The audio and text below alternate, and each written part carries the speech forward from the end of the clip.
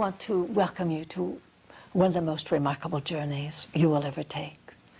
Come and join me as we walk the corridors of the mythological dragons and beasts of St. John's Revelation. During the 3rd century after the crucifixion of Christ, the powerful bishops and Arians came into debate on the floor of Constantinople under the guardianship of Constantine. Constantine was a Christian king, and he wanted a nation that was not divided. Thus, at the end of the debate, the Arians lost and their work was relegated to the Dark Ages. The bishops, however, knowing that humanity was illiterate, that they thought the world was the center of the universe, felt that the secret teachings of Christianity could not be given.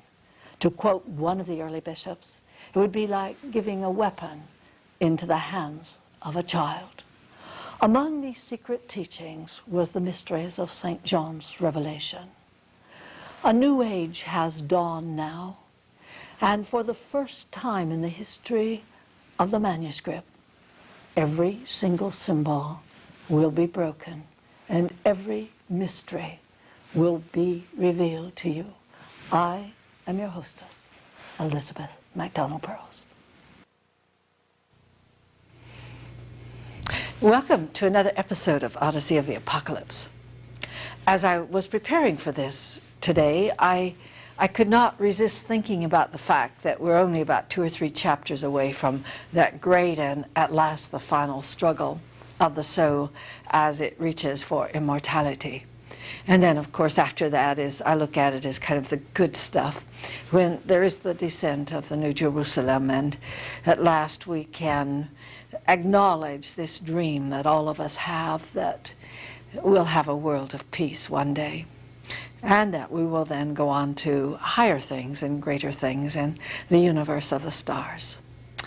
Well, we left off last week with just the beginning of the Beast of the Sea, and I think that maybe to go to the blackboard and reiterate a little bit of something that we covered considerably earlier than this, and also to kind of lay the groundwork to show you how the dragon, to remind you of what is really known, what the dragon really is, and what Satan really is, and also how the mind feeds the dragon, or rather the dragon feeds the mind, and how the mind feeds the body. So without further ado, I think I'll go to the board first thing, and we will just kind of cover this again before we start on with the seriousness of this mighty struggle that we're going through. The soul has always served as the battlefield. It is classified as that desolate plain where the final battle of immortality, or mortal versus immortal, will be fought. Most people think of it, of course, as the probability of some atomic war, which of course would have a difficult time climaxing on about 11 acres of land. The soul is normally submerged into the senses of the corporeal world. So most of the soul, never all of it, but most of the soul has been drawn into this world of enmeshment. That's probably one of the interesting things about a small child or a baby. The soul is not fully submerged into that body at that time, and little by little, as the child grows and is attracted to the things of the outside world, the soul is drawn more and more into the sense of corporeality. The rest of the soul, there is always that divine spark, and I like to kind of put it this way, rather than draw it as a star. There is always an essence of course, of God, or that divine spark that is in us. And that part that is in us is looked at as his Son. And the reason for this is because it's only a fraction of him. In other words, God is this 150 billion known galaxies, and probably a lot more than that, a consciousness rather than a deity as we may have conceived him in the days of antiquity.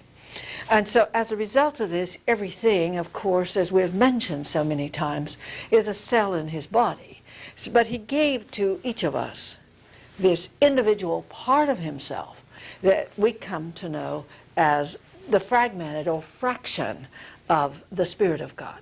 So for that reason, since it is an offshoot of him, it is called his Son, or the Christ, that great light that is inside of us.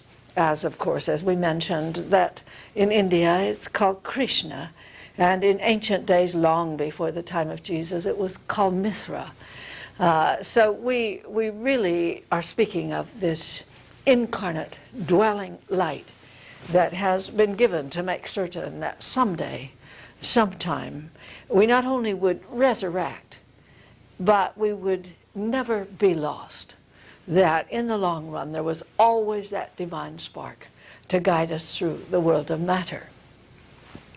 So being bound pretty much by the corporeal world, the soul has a complete sense of being human rather than recognizing or knowing of its divinity. So we have a tendency to look that God is somewhere up in the sky. And in reality, he is. He's somewhere up there in the higher part of the soul, a higher vibrational frequency that dwells in the soul. So now through the process of this transformational change, it is that the soul now has freed this part. And maybe this isn't really the best drawing. Maybe it would be better to say the divine spark is kind of enmeshed. Maybe this is better. Is kind of enmeshed in the world of matter too, and that the soul, through its meditation and study, has raised it.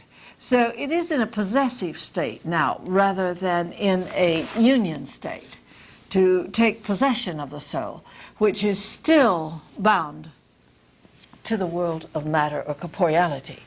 And thus it is that he gradually draws the soul closer and closer into oneness with him, where in the end of the lives of those who have passed through the transformation of human to divine, or the resurrection of the dead, that the soul looks more like this.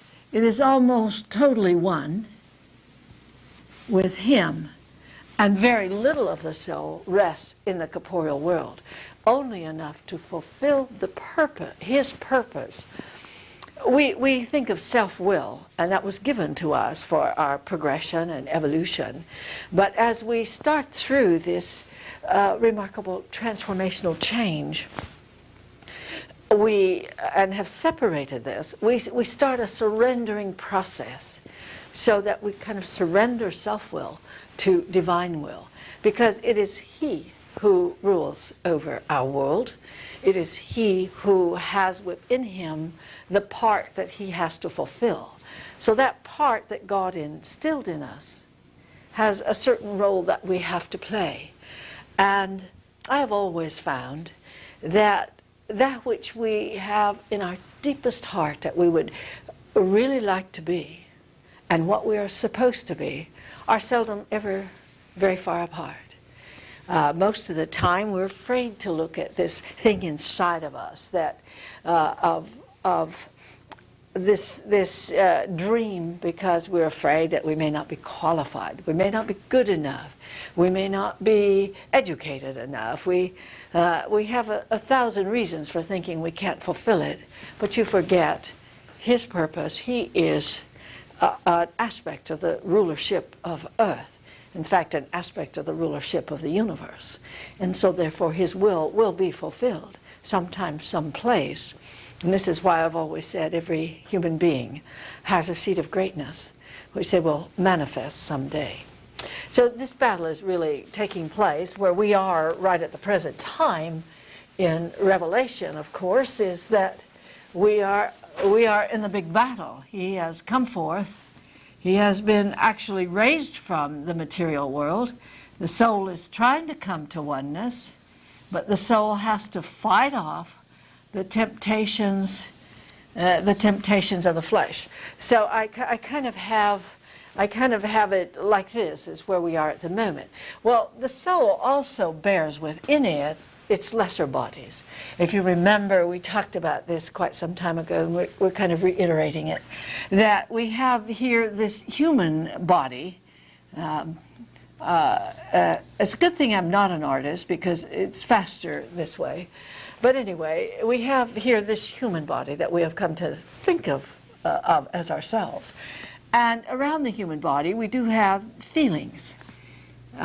This was given to us for protection, to feel or to sense what others, but also to be able to feel pain, so that if our hand is cut off, we're aware of it and we do something to stop its bleeding. Otherwise, we'd feel no pain. So we have feelings and we have emotions. An emotional body was given to us, and we're talking about subtle, invisible sheaths, not a body like our corporeal or physical body is. The emotions were given to us to temper the steel, to teach us love, and to overcome hatred, and feelings allow us to feel how miserable we are when we are angry at someone or there is a separation, how unhappy it makes us. So these were given to us as tools of learning. And these are all encapsulated in what is classified as a sheath here, a subtle sheath that holds in it, also holds a part of the mind. This empty space here, or the space, is, we might just refer to in here as the mind, the lower part of the mind. Because the mind is as vast as the universe of God. So we are only tapping in when we're walking and talking and dealing with earthly things. We're only tapping into a very small part of the potentiality that is there for our mind. Cosmic consciousness enables us to expand this so much. Once the small computer, the small mind, has been plugged into the mind of the universe, then we experience, our mind expands and we absorb so much more knowledge. But normally we're operating under the normal state of waking in this very small world of the mind, which is working here in the corporeal or the human world, and then with the feelings and emotions, and then working through this physical body. And the soul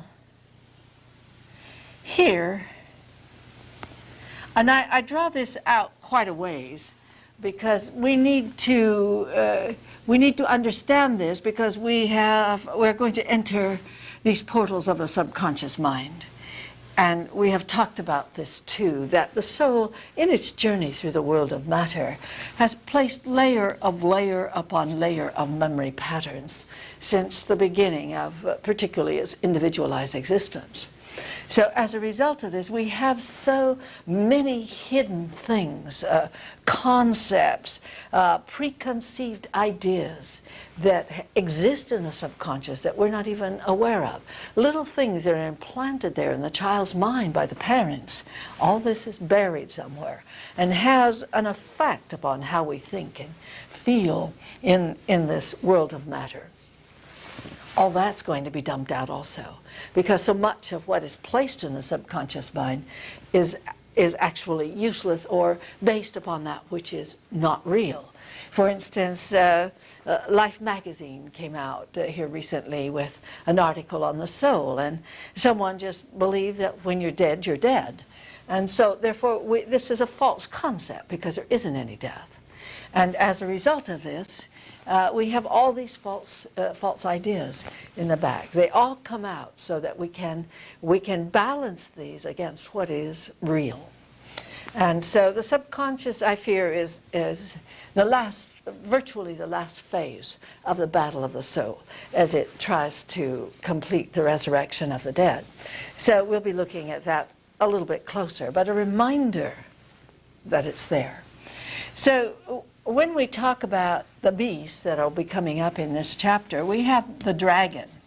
The dragon, of course, is that our little wily old Satan, meaning all this enmeshed within this lower sheath, which holds the lower mind and feelings and emotion and the physical. So that in our following of the senses or the corporeal world, we often go in opposition of what is right.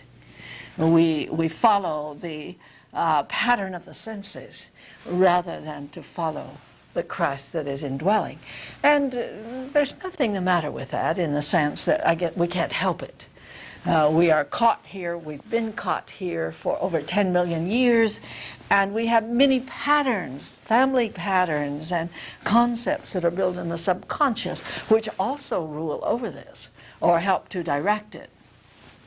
So the result is, this is called the dragon, self-will, or the ego. Since it is that whatever self-will does, or the ego or the dragon, it feeds the mind. Whatever its precepts, ideas, and desires are, the mind follows suit. So the mind becomes the first beast, which follows after the dragon, is fed by the dragon actually, because it is the experiences in the world of matter that build the mind. So the mind follows after the dragon. And so it feeds the dragon, and that's the first beast. The second beast, of course, is the body, because whatever the mind thinks, the body does. So the next beast, the second beast, I could spell it this way so it looks, second beast, is fed by the first beast. So that self-will governs what the mind thinks and what it does, and what the mind believes, thinks, and does, the body's going to follow afterwards. So it is in the part of going through this transformation that at long last the soul comes into rulership along with the Christ over self-will, over the mind, over the body, so that it can be purified and no longer do that which is contrary to natural and cosmic law. And because harmony with everything and oneness with everything is so magical and wondrous and brings such great peace, it is natural that we are going to do everything that we can to actually achieve that state of unity. So as we move into this chapter of the beasts, this is what's taking place. I will erase this before sitting down, because who knows, I may want to get up again and draw some more on the board, although I haven't necessarily planned it.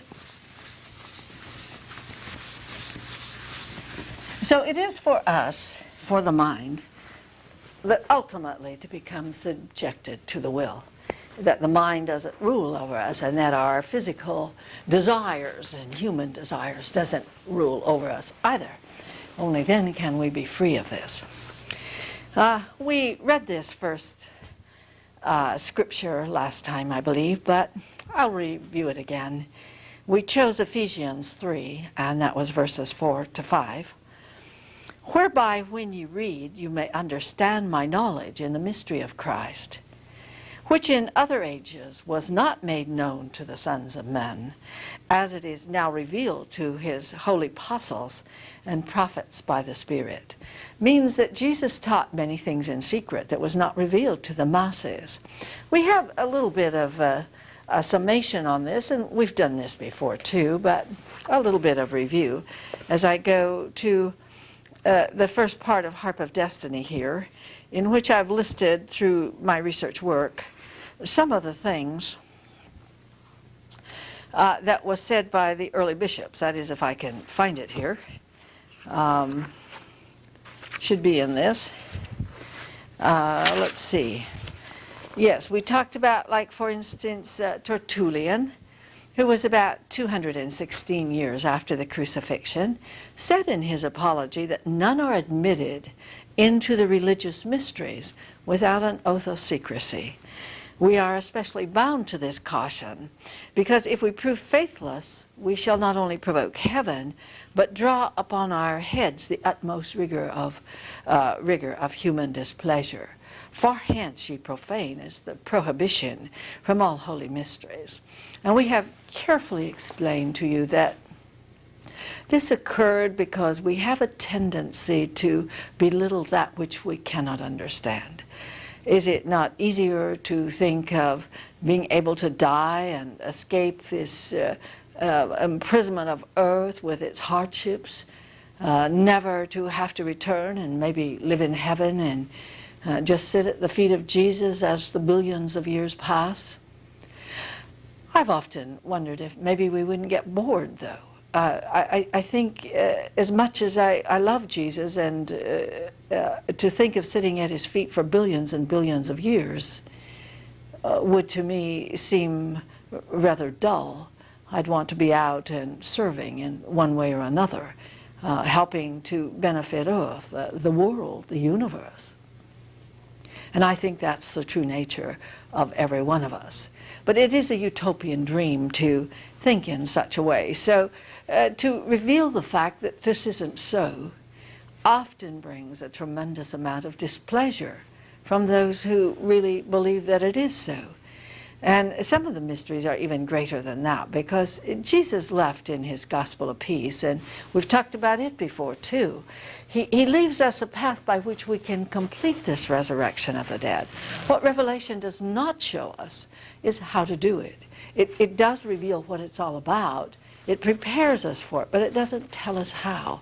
And in these secret teachings that Jesus taught, and I wish that I could present it to you in book form, but the man who did the translation, who spoke 15 languages, his wife wouldn't allow it.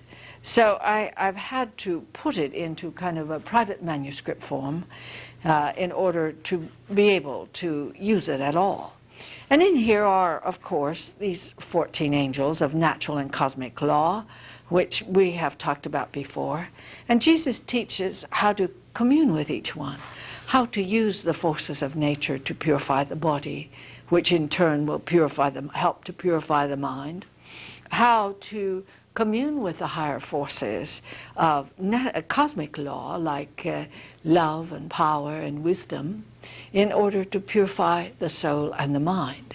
So not only does this take us into a transformational change, or show us how to, but it also gives us the tools to strengthen us as we travel through it.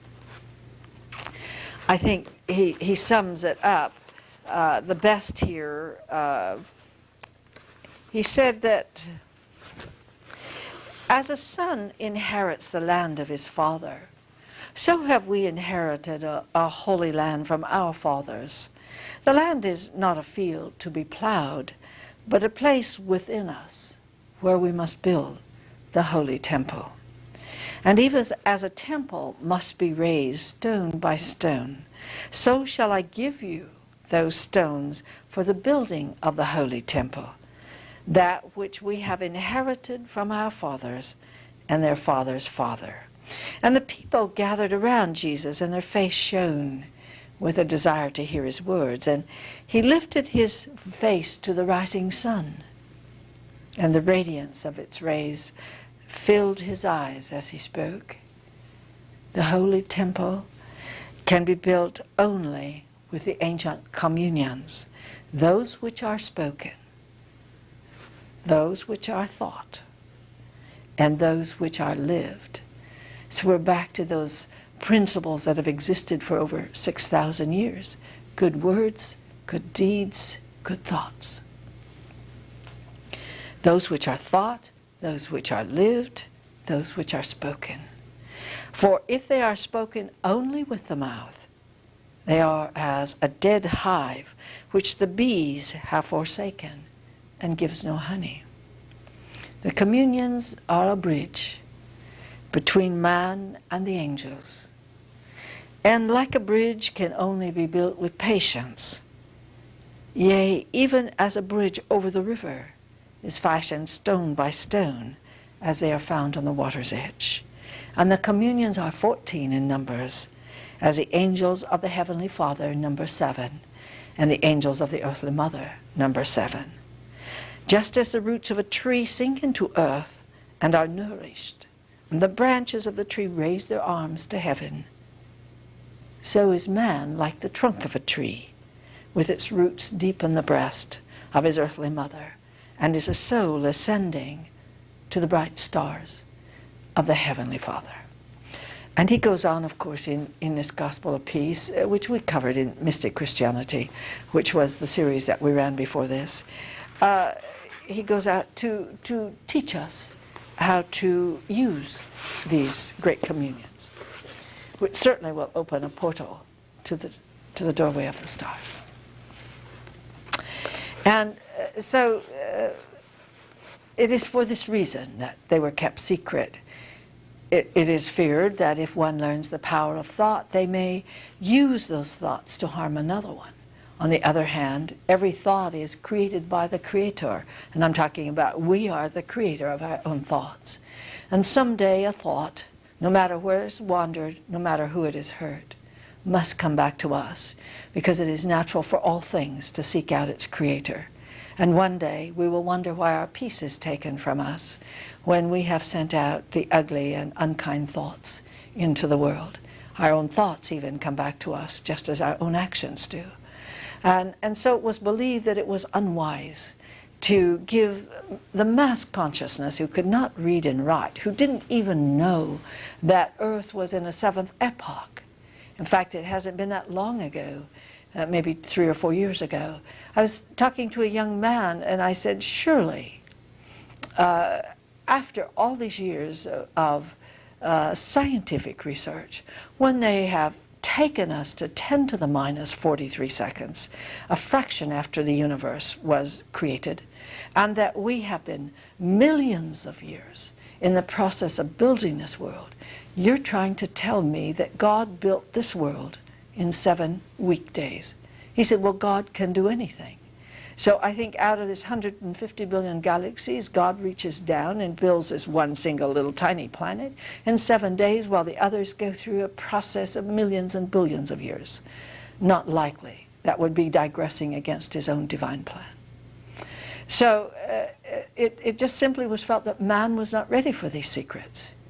And whether he is today, only time will tell. St. Augustine,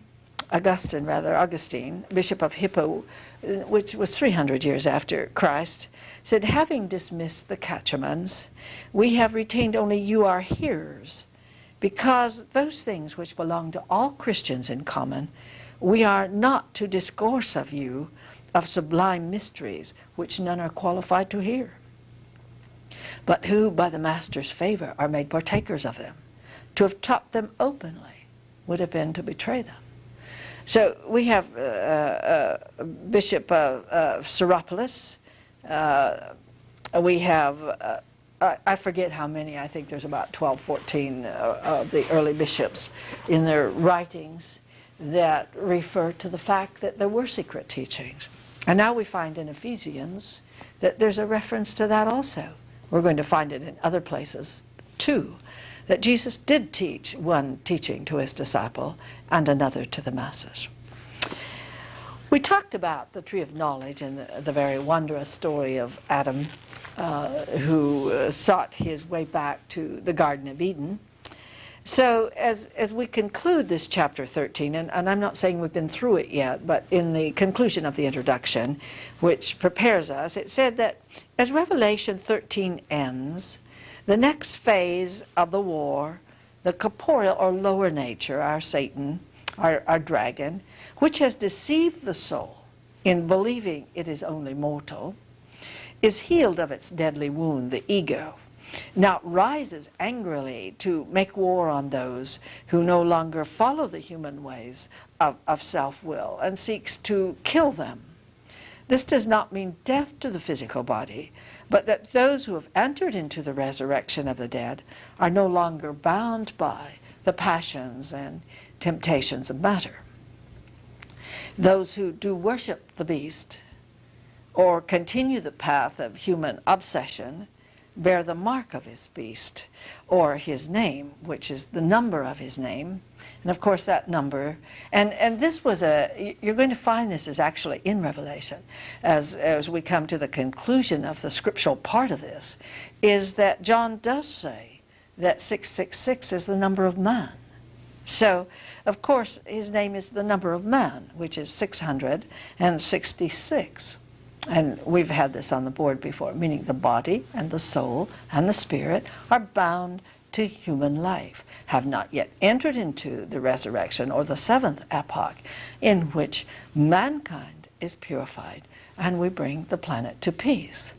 Are we not fortunate that we are opening the door to this final epoch, and that the remainder of our time in human life is so much shorter than what we have already lived? It is not 10.5, well, let's see, human life has been 10.5 million years. And I dare venture we do not have 10.5 million years ahead of us yet. So we're kind of on the short end of this, and I think that's also a time of rejoicing. I like to look into the world of tomorrow and realize that the mind of mankind really puts our minds of today to shame, because it's an enlightened mind, a mind of cosmic order, in which we do our most and greatest remarkable work upon earth. So we are heralding that. We're preparing, and I've said this before, but we are preparing now for 2,000 years of purification. We're entering the age of Aquarius, the age of water. And water is the purification of the human world.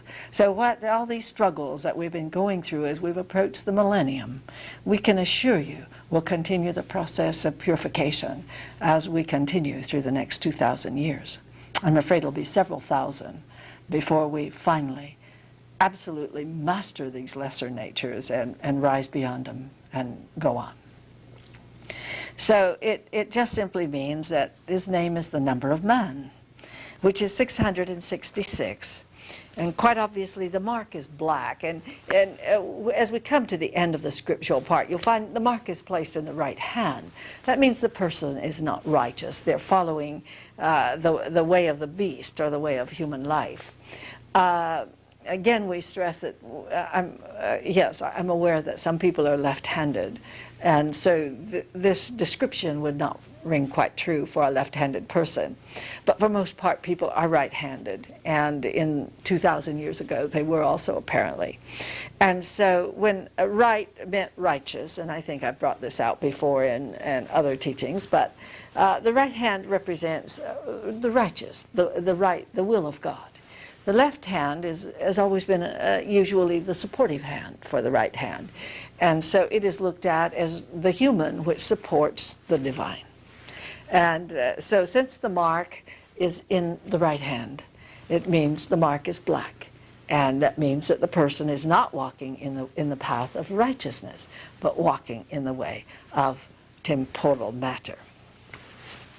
So with that explanation, we can go on to your scripture, and you're either using your King James Version, or you're using an Odyssey, or you're using anyway, or you're just listening. So we're on chapter 13, the beast of the sea, and we will be going to the first verse, which we may have touched on right before we quit in our last episode. And I stood upon the sands of the sea, and saw a beast rise up from the sea, having 7 heads and 10 horns, and upon his horns 10 crowns, and upon his head the name of blasphemy. Oh, these anthropos are spectacular. I just think of all the fun John must have had there on the Isle of Patmos, creating these composite figures that represent aspects of ourselves. In working with him, when it came time to do this translation, I found him to be a man not only of tremendously great wisdom, obviously, but he also did have a sense of humor. And I think it shows so much in his anthropos. Anthropos meaning a composite thing that didn't ever really exist, but represents a certain aspect, a certain message he's trying to get through to mankind. And so we have this this particular anthropos, it just simply means that seven, the seven heads, means 7 epochs of creation. Seven, and when we talk of epochs, it's 7 cycles of necessity. Human is a cycle of necessity. Our next one, the 7th epoch, is lived in human form and is also a cycle of necessity. We cannot go out of human embodiment without completing this phase also. So 7th means 7 epochs. And 10 horns means he has ruled over. He bears 10 horns and 10 crowns because he would rule over the senses. And that is until the soul has completed its judgment. And he is contained in the unclean thoughts of every human mind, which is blasphemy, because he's unclean. When we think hatred or anger at someone, that's not the way of God. When we are judgmental, that is not the way of God. Because God is a God of love, a God who loves all of his children. And as we've talked about in the past, he loves even the most hardened criminal. That he is going to deny the criminal the lessons that have to be learned. No, we have a very wise Father who loves us enough to allow us to suffer, to learn, and to grow, because he has such a marvelous surprise waiting for us. And I wouldn't know what that surprise was if I had not been allowed to experience the full absorption of the soul into the consciousness of God. I think I may have mentioned it. It was a moonlight night, and suddenly I was just one with God of the universe, and the heavens were moving within me, and a peace that is so glorious. So he has a wonderful surprise, and he's not going to deny us that surprise by hindering us in the lessons that we have to learn. So do not think of God as mean and that he's brought the trouble to you or to me. We have created these ourselves, and it's the law of cause and effect. We're reaping what we have sown, and he is allowing us to do this so that we can go on to this great and wondrous future that he has for us, our future of greatness, our moment of greatness upon the winds of time. Well, anyway, so the human thoughts are looked upon as the unclean human thoughts are considered as blasphemy. And the beast which I saw was like a leopard, and his feet were as feet of a bear. And this is where we get into this anthropos. We have a leopard, he has feet of a bear, and he has a mouth of a lion, and the dragon gives him power. And of course he does. The dragon is, remember in the first part, the dragon is the ego who feeds the mind. So it says the dragon gives him his power and his seat and great authority. I wrote a footnote here that kind of defined this particular anthropos denotes the most violent aspects of the 3 beasts which were highly revered by the people of Israel. And this is where your Unger Bible Dictionary comes in. If you want to verify these things, you go to the Unger Bible Dictionary and look up every one of these creatures. I mean, you look up the bear and the leopard and the lion. And then in doing so, you will kind of see where this anthropos evolved from. So it's the spots of the leopard, which is the largest carnivore next to the bear in the Holy Lands, represents the battle between mortal and immortal. John would select a leopard because it has spots on it.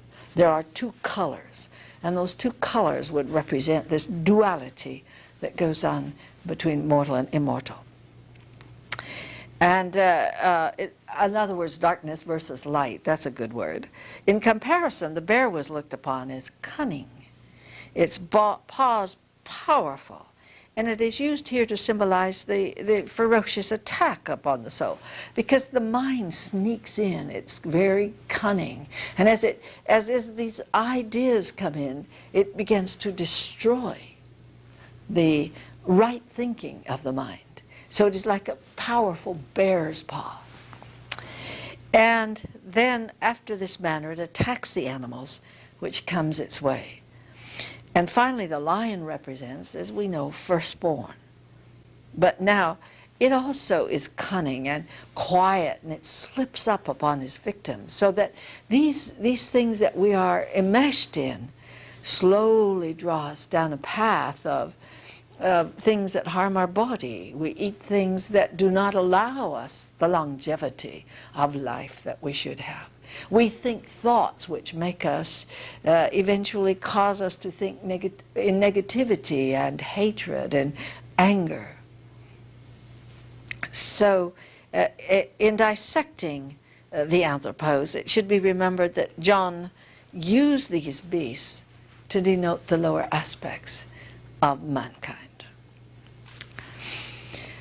I saw one of its head as if it were wounded to death, and its deadly wound was healed, and all the world wondered after the beast. And this is what happens in that early part of the Dark Night, or this resurrection of the dead, is that suddenly in our extreme and wondrous devotion, we have awakened this inner spark of the Christ. He has come forth to help the soul in its embattlement. And for a time, the ego is quiet. But since we have been so self-centered or ego-centered throughout the centuries of evolution and progression, he then must rise up again in order to battle the Christ for supremacy of the soul. In other words, meaning the soul bounces back and forth between mortal and immortal, its attachments of the human world versus its attachment for the heavenly kingdom. So that means that this is why first he is killed and then the wound, or he is wounded when the Christ is resurrected. And now that he's going to come out for the great battle, his wound is healed, and the personal versus impersonal life, or mortal versus immortality, is all set there for this great horrendous battle. By the way, it really isn't quite as bad as it sounds. We've talked about this too, the wonders and experiences and coming unto God and to have the guidance of His Son in us, that part of Him. It's a wonderful walk.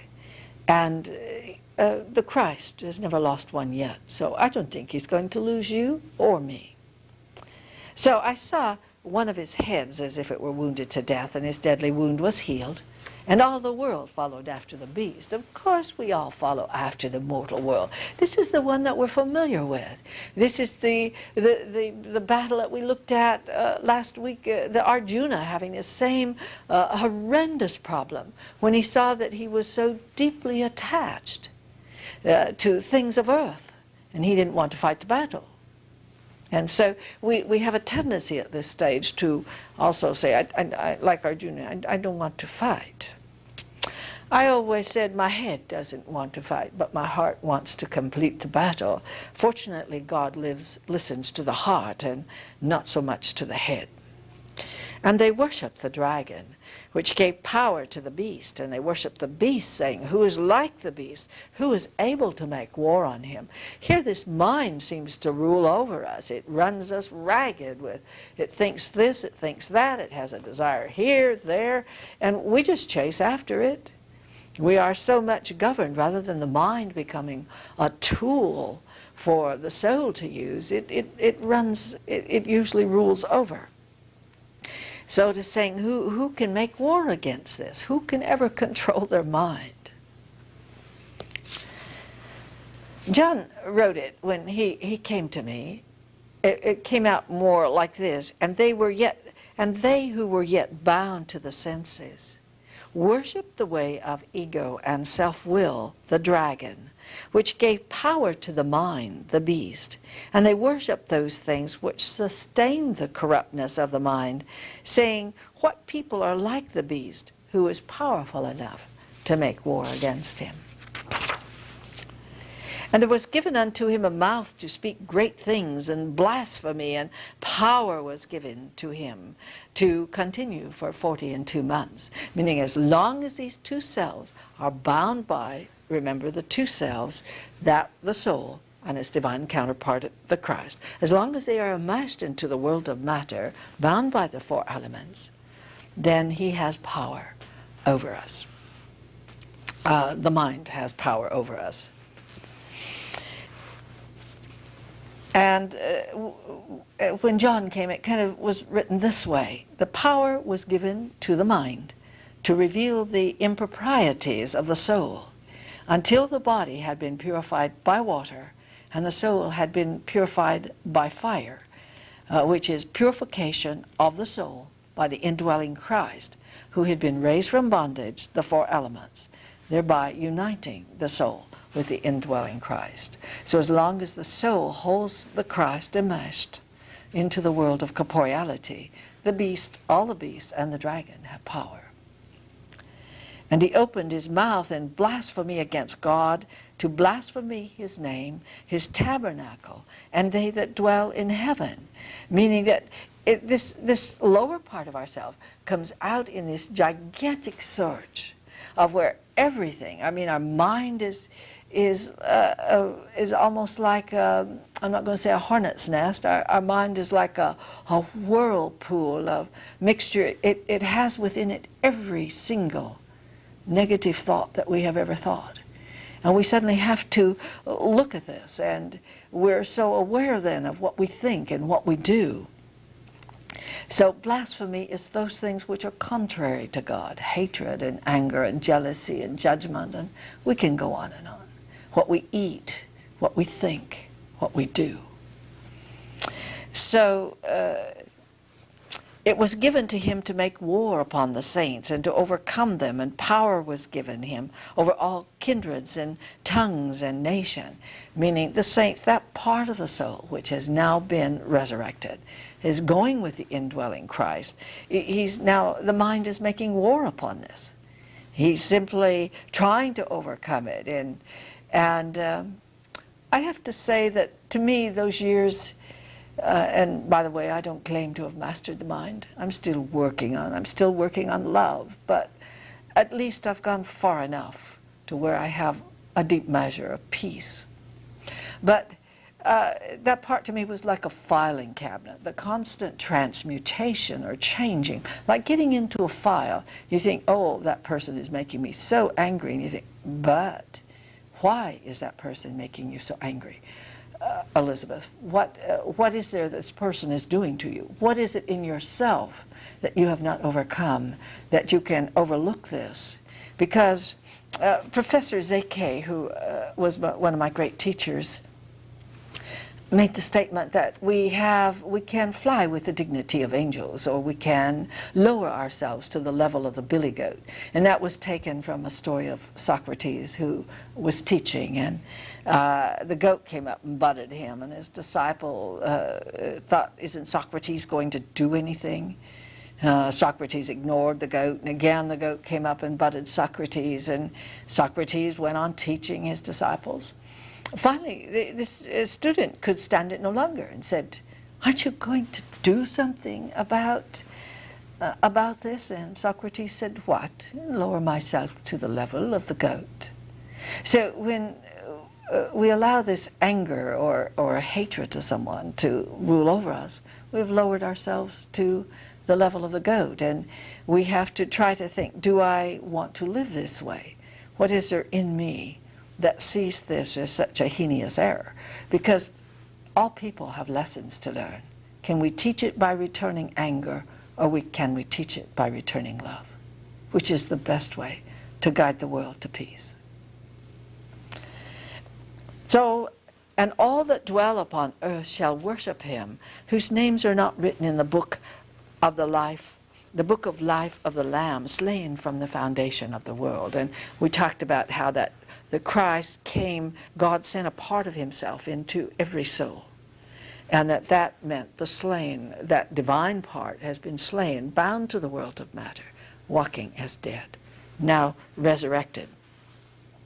And when it says Book of Life, it means all people worship the way of mortality, the ways of the human world. Some people don't think anything of eating 2 or 3 pieces of chocolate cake, pumpkin pie, having 6 or 10 strips of bacon with fried eggs and a waffle and a few hot cakes every morning for breakfast. Or to have a great big fat hamburger. These things are just, we know, we've heard. We hear this from science every day. It destroys our bodies. That we need to eat healthy. But taste, the sense of taste, has carried us into this world which destroys us. So it is simply saying we worship the ways of earth until such time as we have raised this divine spark of the Christ. Said, if any man has an ear, let him hear. He that leadeth into captivity shall go into captivity, and he that killeth with the sword must be killed by the sword. Here is the patience and the faith of the saints, meaning that no matter what takes place upon earth, even if a man commits murder, and he is found innocent by a court of land, he shall never be found innocent in the eyes of God. This means that in the eyes of God, he must reap exactly the consequence, must reap exactly what he has sown. So it is simply saying, if we lead people into captivity, into imprisonment, and we lead them by erroneous things, by temptations of offering great wealth when they may not be able to make great wealth, we suffer for that. If we kill, we will be killed. And behold, another beast coming out of the earth, and he had 2 horns like a lamb, and he spake as a dragon. And we know this represents the purification of the world, or earth, because he is coming out of the earth. So the dragon was fed the first beast, the mind. And now it is that this other beast is going to follow after all of them, because he spake as a dragon. Why? Because our earthly thing does the same thing that the mind directs it to, or the way the mind thinks. And he exerciseth all the power of the first beast before him, and he caused the earth and them to dwell therein to worship the first beast, whose deadly wound was healed. Meaning these things that are temptations of earth cause the people to follow self-will. The wily old dragon, our old Satan, if we want to look at it that way. And he doeth great wonders, because are we not in this human world? Do we not achieve wealth and fame and popularity? Or maybe we have poverty and lack of fame, but nevertheless he promises great wonders. He doeth great wonders, and he maketh fire to come down from heaven unto earth in the sight of men. He brings this forward, all of the things that you can do in the corporeal world. You run into it in every store that we go into that tempts us to buy this or that. And we have this strange way of often walking into a grocery store for a loaf of bread and coming out with a basket of groceries. I've done it, you've done it. Anyway, and deceiveth them that dwelt upon earth by means of these miracles, which he had power to do in the sight of the beast, saying to them that dwell on earth, that they should make an image to the beast, which was wounded by the sword and did live. In other words, follow self-will, follow the way of fame and fortune. Don't give any concern to your fellow man, or even to your own soul. And that's the way we have journeyed over 10 million years of human life. But on the other hand, it was a way of survival. Self-will was the only means by which we had to protect ourselves. Now we're going to try to give it away. And he had the power to give life to the image of the beast. And the image of the beast should both speak and cause many that would not worship the image of the beast should be killed. And the way in rewriting it was, and the ways of earth were powerful upon the soul. This is the way it came when John was there. It was, the ways of earth were powerful upon the soul, but seeing its indiscretion, it prepares to turn away from false values and comes to the marriage of the Lamb. when ego and self-will surrender to divine will, thereby killed of its worldly ways.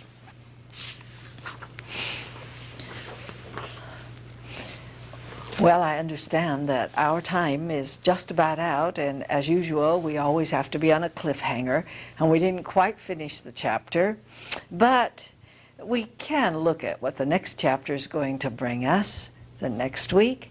Just a little bit of finishing this one, and we'll go on to the reapers. And when it pleased God, who separated me from my mother's womb. And by the way, this is Galatians 1:15-16. And when it pleased God, who separated me from my mother's womb and called me to his grace, to reveal his Son in me, that I might preach him among the heathen, immediately I conferred not with flesh and blood. I'll be with you again next week. Thank you for joining us.